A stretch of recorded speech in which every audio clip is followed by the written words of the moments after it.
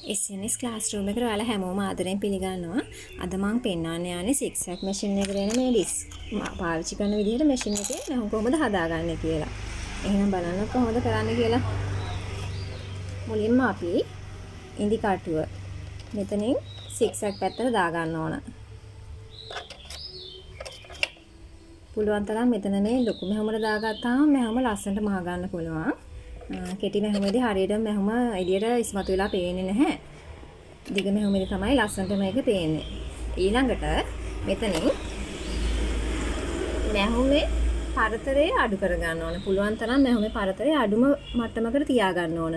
මෙහෙම දුරස් කළා තිබ්බහම එතකොට ඩිස්ක් එකේ තියෙන මෙහෙම ලස්සනට මහ ගන්න බෑ.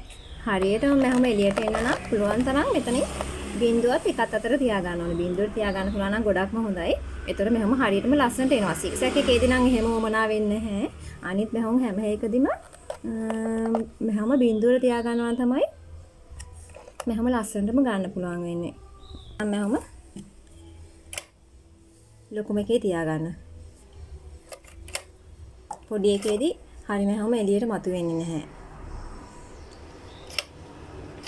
මම ඩිස්ක් එක මාරු කරගන්න විදිහත් වීඩියෝ එක දාලා තියෙනවා. මොනවා කෙනෙක් ඉන්නවා නම් ඒකත් ගිහලා බලන්න පුළුවන්. මම ඊළඟ වීඩියෝ එකකින් අරන් එන්නම් කොහොමද මෙහෙම මහගන්නේ කියලා. වීඩියෝ එක ඔයාලට ප්‍රයෝජනවත් වුණා කියලා හිතනවා නම් ලයික් එකක් කමෙන්ට් එකක් දාගෙන යන්න. අනිත් අයට බලන්න ෂෙයා කරලා තියන්න.